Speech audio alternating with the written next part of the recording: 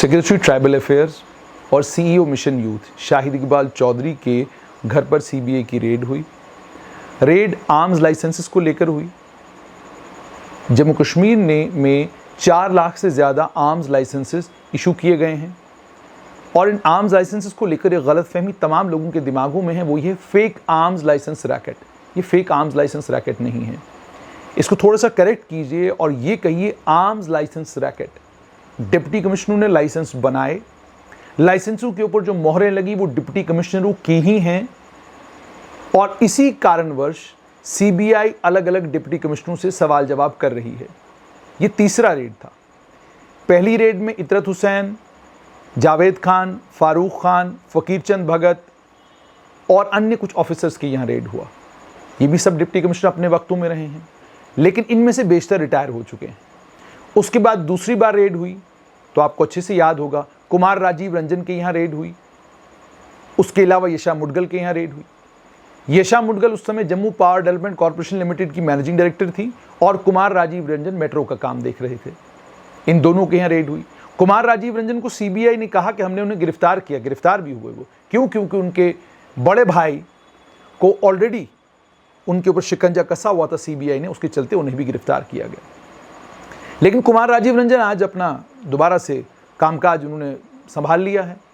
यशा मुडगल कोऑपरेटिव विभाग की सेक्रेटरी हैं और उसके बाद अब ये तीसरा रेड हुआ और इस तीसरे रेड में 40 लोकेशंस पर रेड हुई।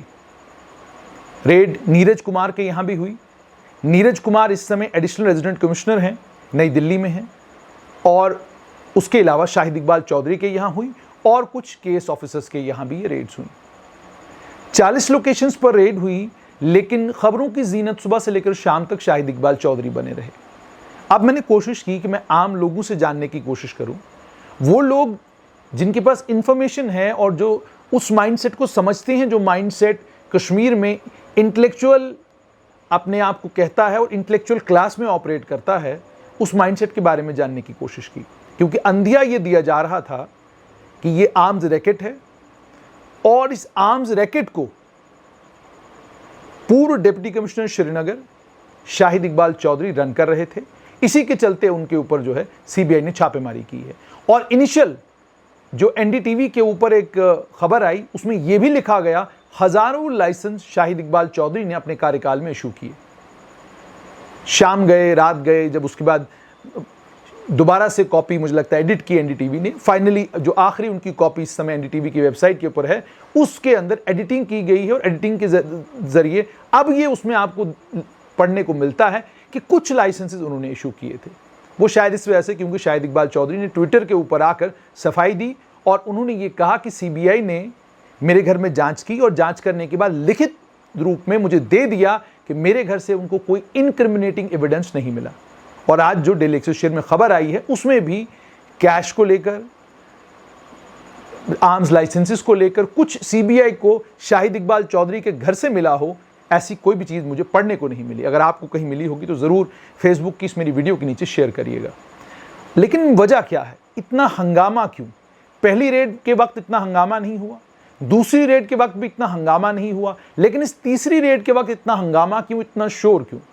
मुझे अच्छे से याद है, पहली रेड के वक्त किसी भी टेलीविजन चैनल ने इस रेड को इतनी इंपॉर्टेंस नहीं दी जितनी इंपॉर्टेंस इस तीसरी रेड को दी है, जिसमें 40 जगहों पर सीबीआई ने क्लेम किया है उन्होंने रेड करी है। और सीबीआई ने यह भी कहा है कि इस रेड में 20 गन डीलर हैं, जिन गन डीलरों के यहां भी उन्होंने रेड की और उन्हें वहां से कुछ एविडेंस मिला है।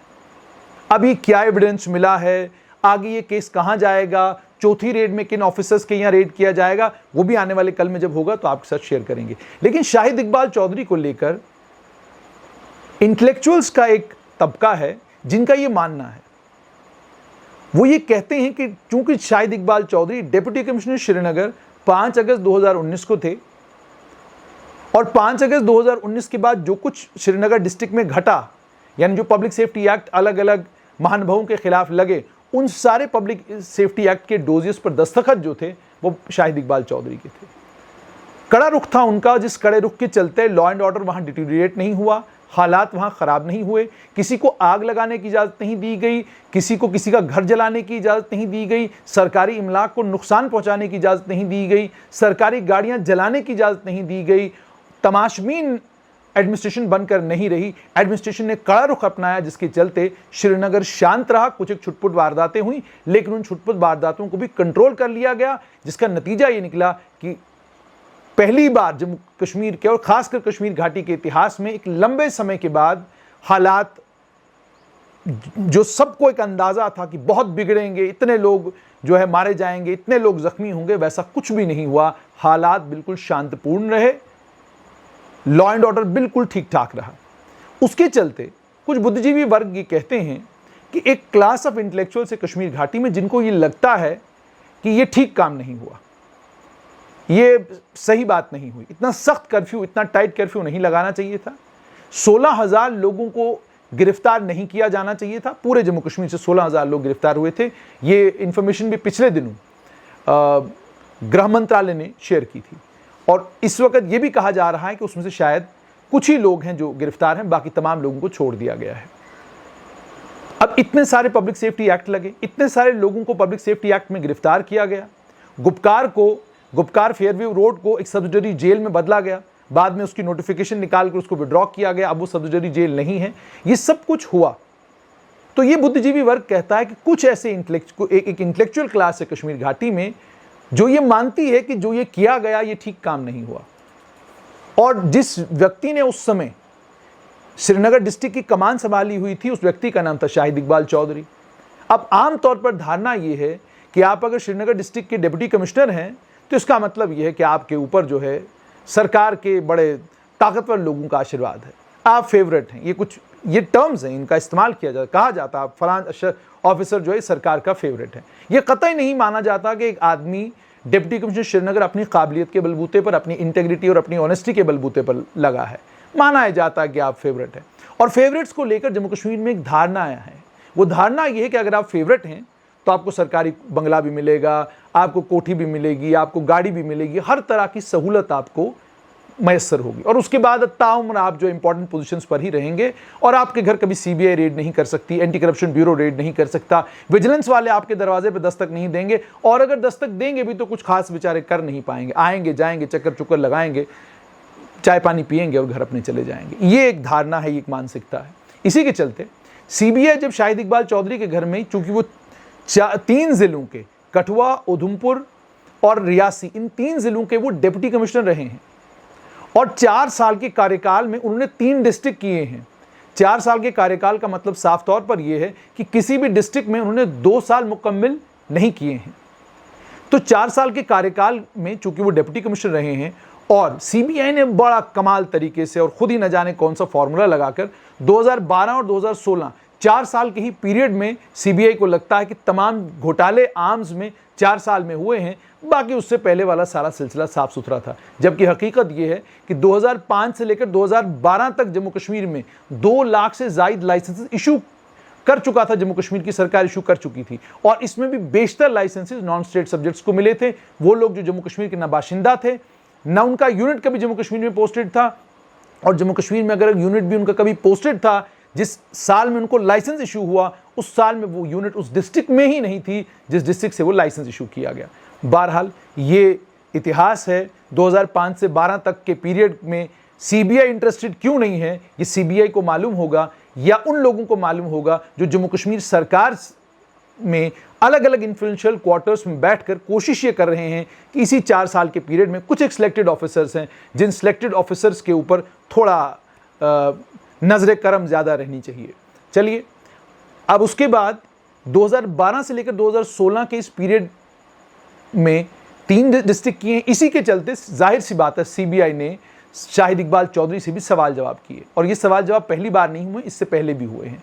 अब ये सवाल जवाब हुए, उनके घर पर रेड हुई, और जब सीबीआई रेड करती है तो उस रेड के दौरान सीबीआई आपसे सब कुछ पूछती है, तमाम तरह की डिटेल्स आपसे लेती है, तमाम तरह के डॉक्यूमेंट्स आपसे लेती है, और अगर पूरी रेड के ख़त्म होने के बाद सीबीआई लिखित रूप में ये कहती है कि हमको कोई इनक्रिमिनेटिंग एविडेंस नहीं मिला, तो इसका मतलब ये होगा कि मामला कोई इतना बड़ा नहीं है जितना बड़ा बनाकर इसको दिखाया जा रहा है। मगर दिखाया क्यों जा रहा है? तो ये बुद्धिजीवी यही कहते हैं कि जनाब ये इसलिए दिखाया जा रहा है क्योंकि एक क्लास ऑफ इंटेलेक्चुअल्स वो थी जिस क्लास ऑफ इंटेलेक्चुअल्स को 5 अगस्त 2019 के बाद शाहिद इकबाल चौधरी हजम नहीं हो रहा था। इसलिए हजम नहीं हो रहा था क्यों law and order situation Srinagar की बिल्कुल ठीक रही। और इनमें से कुछ बुद्धिजीवी वो भी हैं जिन्होंने शाहिद इकबाल चौधरी को ये भी सुझाया था, बताया था 6 अगस्त 2019 को कि जनाब आप एक इंटरव्यू दीजिए और इस इंटरव्यू में आप ये कहिए कि जनाब आप आहत हैं, आप दुखी हैं, आप परेशान हैं कि 5 अगस्त 2019 को जो केंद्र सरकार ने किया वो सही नहीं किया। लेकिन उन्होंने इनकार किया। उन्होंने कहा मैं अपने देश के विरुद्ध, अपने देश के खिलाफ कोई ऐसी बात नहीं कर सकता। ये फैसला केंद्र सरकार का है, केंद्र सरकार ने ये फैसला किया है और एक अच्छे आईएएस ऑफिसर के तौर पर मेरे जिम्मे इस वक्त श्रीनगर के डिस्ट्रिक्ट को पीसफुल रखना, यहाँ की लॉ एंड ऑर्डर सिचुएशन को ठीक ठाक रखना और यहाँ लोगों के माल और जान का नुकसान न हो उस चीज़ को इंश्योर करना है। मैं ये काम नहीं कर सकता हूँ। आप किसी और दरवाजे पर खटखटाइए जो आपके इस प्रोपेगेंडे और आपके इस एजेंडे के मुताबिक आपको इंटरव्यू दे। लोग दुखी हुए, आहत हुए। दुखी और आहत इसलिए हुए कि भाई जो हमने कहा था वो बात तो बनी नहीं, तो जाहिर सी बात है फिर हालात जम्मू कश्मीर के उस तरह के थे कि उन हालात में कोई बोलने के लिए तैयार नहीं था। वो भी जो बहुत आज़ादी पसंद है उनसे भी अगर आप इंटरव्यू मांगते उनको कहते कि जी 370 के ऊपर कोई बात करिए, तो वो भी डरे डरे घबराए दौड़ते थे दाएं बाएं कि यार मैं इसके ऊपर कोई बात नहीं करूंगा। हमने तो ये तक देखा कि वो लोग जो खुद को एक वक्त में कश्मीर का सबसे कद्दावर नेता कहा करते थे और कश्मीर की आज़ादी का ख्वाब सुबह 5 बजे से लेकर रात के 12 बजे तक देखा करते थे। 12 से 5 के बीच में नींद करते थे, इसलिए ख्वाब वो फिर उसके बाद कौन से ख्वाब देखते थे उसकी कोई उन्होंने किताबों में कोई जिक्र नहीं किया, तो हमें भी पता नहीं। तो ये जो 5 बजे सुबह से लेकर रात को 12 बजे तक आज़ादी का ख्वाब देखने वाले लोग थे, इनसे भी हमने कोशिश की कि भाई कम से कम कोई तो मिले, क्योंकि ये तो वो लोग हैं जिन लोगों ने गरीबों के, कमज़ोरों के, मिडिल क्लास फैमिलीज़ के बच्चों को आज़ादी का ख्वाब, आज़ादी का सपना दिखाया है। ये लोग तो वो हैं जिन्होंने ये ख्वाब जो है धड़ल्ले से बेचा है। तो कम से कम इनमें आज तो सकत होगी। ये तो आज वो लोग होंगे कि ये सबसे ज़्यादा बोलेंगे, लेकिन हमने उनको भी बोलते हुए नहीं देखा, वो भी खामोश थे। और वो लोग जो 370 कभी हटेगा नहीं, 370 को लेकर अगर ये हुआ तो हम ये कर देंगे, वो हुआ तो हम वो कर देंगे, उन लोगों ने भी ज़्यादा कुछ 370 के ऊपर, 370 के हटने के बाद नहीं बोला। अब अगर ये हालात हैं, इन हालात के बीच में आप खुद अब अंदाज़ा लगाइए कि एक आईएएस ऑफिसर के ऊपर कितना प्रेशर रहता होगा, वो ज़हनी तौर पर कितनी परेशानी का शिकार होता होगा कि उससे तवक्का और उम्मीद ये है, और जब वो उनकी तवक्का और उनकी उम्मीद पर खरा नहीं उतरता तो एक मौके की तलाश होती है। उस मौके, वो मौका जब मिल जाता है तो कह दिया जाता है कि जी ये सबसे बड़ा रैकेट, इस पूरे रैकेट को यही रन कर रहा था।